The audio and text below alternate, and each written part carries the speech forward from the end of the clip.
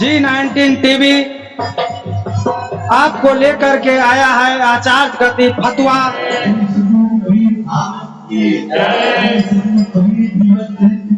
कबीर साहब का एक तीर्थ है, आचार्य कबीर पीठ एक तीर्थ है और इसीलिए हमारे बहुत साधु संत आ रहे हैं।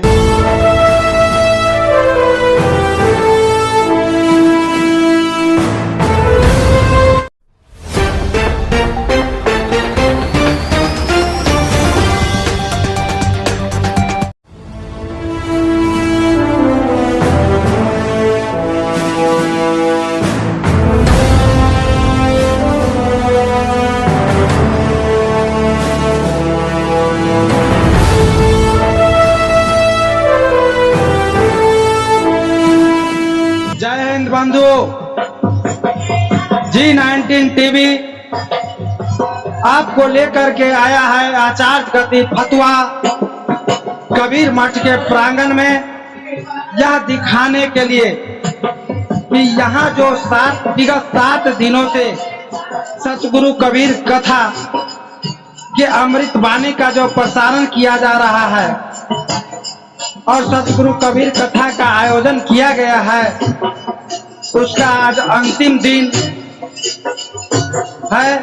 और आप देख सकते हैं इस सतगुरु कबीर पंथी आश्रम में भक्तों की भीड़ लगी हुई है और जितने भी श्रद्धालु भक्त हैं, स्त्री हैं, पुरुष हैं, सब अपने इष्ट के सम्मान में भक्ति भाव में विभोर हैं और भजन कीर्तन कर रहे हैं। इस तरह से और भी हम लोगों के बीच में जो यहाँ के गण्यमान्य लोग हैं, ब्रजेश मुनि महाराज जो संरक्षक महंत है, इनके नियंत्रण में, इनके देखरेख में यह कार्यक्रम का आयोजन किया गया था, जिसका आज अंतिम और समापन है। और इस कार्यक्रम में और भी शहर के कोने कोने से संत महंत आए हुए हैं। समाज सेवी प्रेम बाबू हैं, कबीर मिशन ट्रस्ट के सह सचिव विवेक दास जी महाराज हैं, बनारस के महंत अशोक शास्त्री जी हैं। और इस तरह से और भी यहाँ जो कार्यक्रम अभी आगे का जो होने वाला है, इससे हर चीज से और हर कार्यक्रम से आपको अवगत कराते रहेंगे।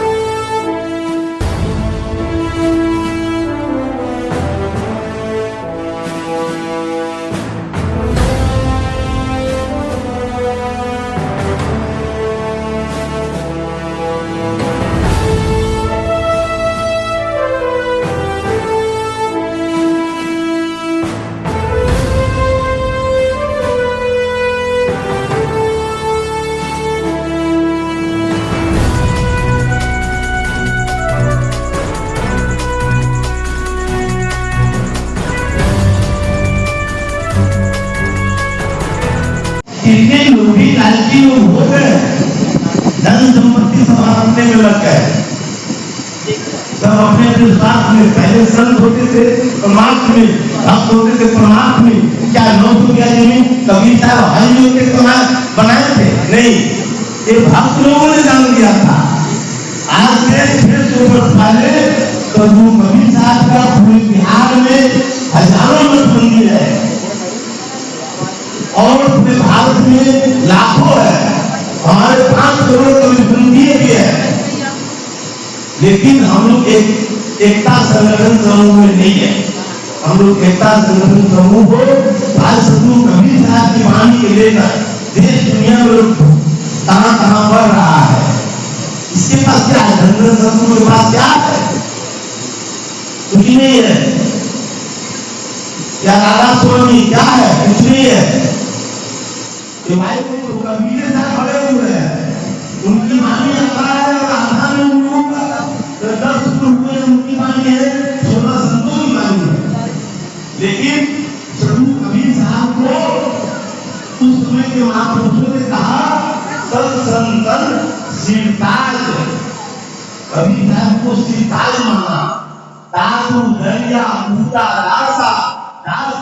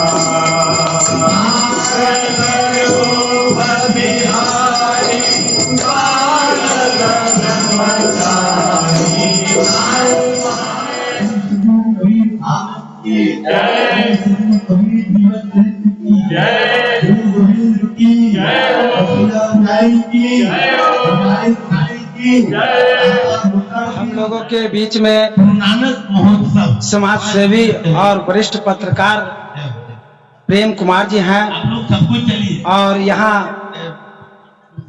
7 दिनों से जो कबीर संदेश का मतलब कार्यक्रम चल रहा है इससे संबंधित इनके बारे में जानते हैं।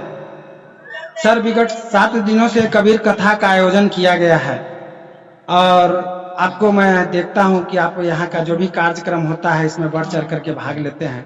आप अपनी तरफ से जनमानस को इस शुभ घड़ी में क्या संदेश देना चाहेंगे? देखिए यह बहुत ही सफल कार्यक्रम हुआ और हम कबीरपंथी तो नहीं हैं लेकिन हम फिलॉसफी से पीजी किया हूँ और मैं दर्शन शास्त्र पढ़ा हूँ और लगभग विश्व का सारा धर्म का हमने अध्ययन किया है और मैं अपने आप को कबीर जी के काफी करीब समझता हूँ। और इन्होंने जो पाखंड के खिलाफ कहा उधर इस्लाम धर्म के बारे में भी कहा कि कांकर पाथर चुन के मस्जिद दिया बनाए अत्याचारी मुल्ला बाग दे क्या बहरा हुआ खुदा है। इधर हिंदू को भी कहा कि पाहन पूजे हरि मिले तो मैं पूजू पहाड़ ताते या चक्की भली पीस खाए संसार। मतलब जो धर्म के नाम पर पाखंड है, धर्म के नाम पर जो आडंबर हो रहा है, धर्म के नाम पर जो भेदभाव छुआछूत, धर्म के नाम पर जो नफरत हो रहा है, इस पर कबीर दास ने बहुत ही कुठाराघात किया और समाज में समरसता हो, समाज में समता हो, समाज में प्रेम शांति भाईचारा हो, इसको लेकर कबीर जी का संदेश जो है आज पूरी दुनिया में प्रासंगिक हो रहा है। पूरी दुनिया में कबीर जी का संदेश जो है आज बहुत ही प्रासंगिक है। और कबीर साहब लगातार लोगों को प्रेरित किया कि जितना भी व्यक्ति है सब एक समान है, कोई भेदभाव नहीं है, कोई छुआछूत नहीं है, कोई किसी से नफरत नहीं करे। और यह बहुत ही सुंदर आयोजन हुआ है, सफल आयोजन हुआ है। मैं इसके लिए सभी जो आश्रम के लोग हैं इनको मैं आभार व्यक्त करता हूँ, धन्यवाद देता हूँ। बीच बिरुआ चक के महंत सत्यनाम साहब हैं, इनसे थोड़ा जानने का प्रयास करता हूँ। सत्यनाम साहब, आप यहाँ विगत 8 दिनों से यहाँ रह रहे हैं और कबीर साहब का जो अमृत कथा का जो आयोजन किया गया है इसमें आप सम्मिलित रहे हैं। आप इस दौरान कबीर साहब के बारे में लोगों के बीच में क्या संदेश देना चाहते हैं कि इसलिए प्रवचन जो है ना बहुत आनंद ही आया 7 दिनों में, आवाज़ भी बहुत आनंद आया। और ऐसे भी आनंद जो है हमेशा ये मठ में जागृत रहे, साधु संत का सम्मेलन भी रहे यहाँ। और इसलिए कबीर साहब का जय जयकार करें। सतगुरु कबीर कथा का आज समापन समारोह के अवसर पर जो विगत 7 दिनों से आचार्य गद्दी कबीरपंथी मठ फतुहा के प्रांगण में जारी था और जिसका प्रत्येक दिन कथावाचक हृदय नारायण झा द्वारा लोगों को कथा श्रवण करने का मौका मिला और आज इस समापन समारोह में हम लोगों के बीच आचार्य गद्दी फतुहा कबीर मठ के संरक्षक महंत ब्रजेश मुनि महाराज जी हैं। साहेब बंदगी साहब आप हमारे दर्शकों को यह बतलाने का काम करें कि जो ये 7 दिनों का आपने जो पवित्र आयोजन किया, सदगुरु कबीर कथा का आयोजन, अमृत कथा का आयोजन किया, इससे जनमानस बहुत प्रफुल्लित है और एक तरह से भक्ति माहौल इस मठ के अंदर प्रांगण में भक्ति की धारा बह गई है। और इस समय आप अपने जो हैं भक्त हो और समाज के लोगों को अपना संदेश देने का काम करें। देखिए, यह सदगुरु कबीर साहब की कथा जो है ये पहली बार हुई है। ये कबीर कथा बहुत ऐसे संत है जो कर रहे हैं। कबीर साहब की महिमा जो है ना, उसमें 7 दीप 9 खंड में सोहम सत कबीर।